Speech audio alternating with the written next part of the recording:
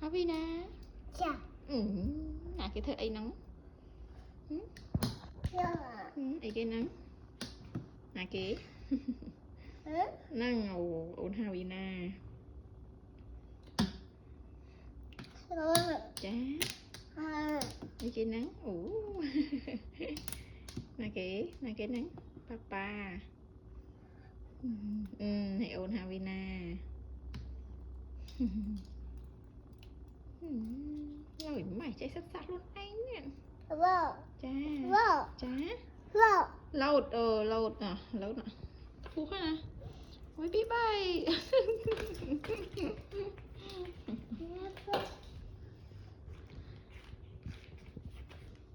Ý.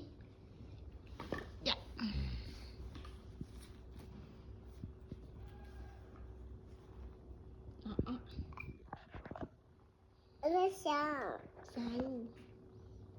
Sao đó.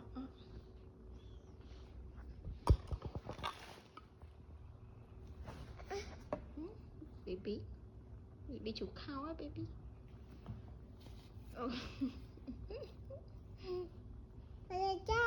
Khao bé khao baby á bé.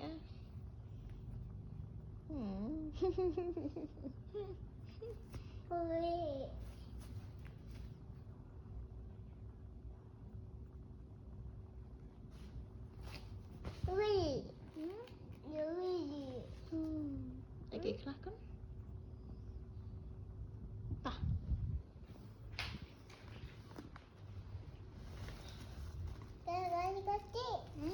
Đi. Đây đập phôi ai à? Đập phôi baby thiệt rồi này.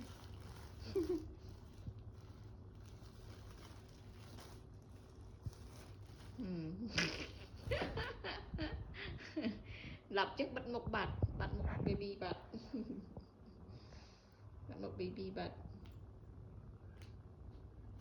Chơi nhá cái baby ấy.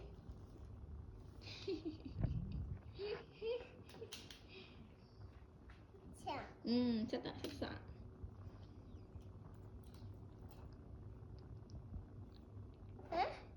Tỏ mà chỗ kia. Chắc baby đầy lụa bạn này phần nan này.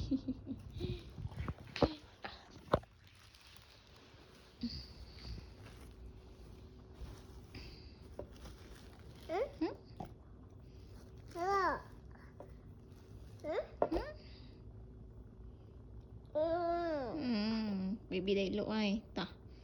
Đó bên Havina đầy tầng. Havina.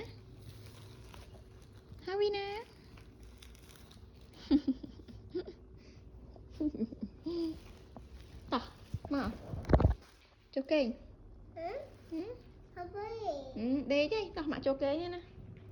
Mà cho mà mà tụi ơi baby đây nó ngay. Nó chém mày. Tỏ mà chém ạ. Thật sợ.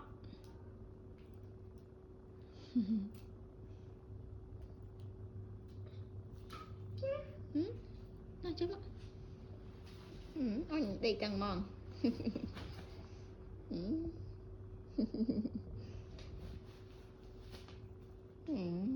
Đây baby á. Lại nhớ.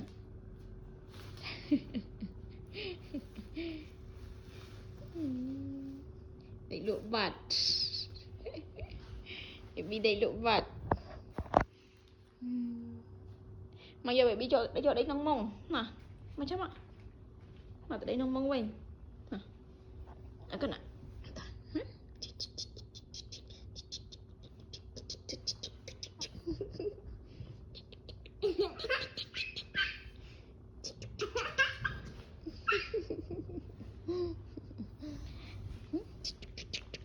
Đặt cái nông mông.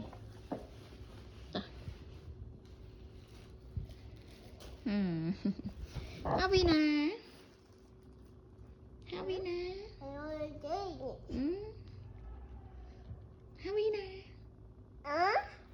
Đây ấy, tao. Baby đây lúc ấy đau bên ổn định đó. Đó.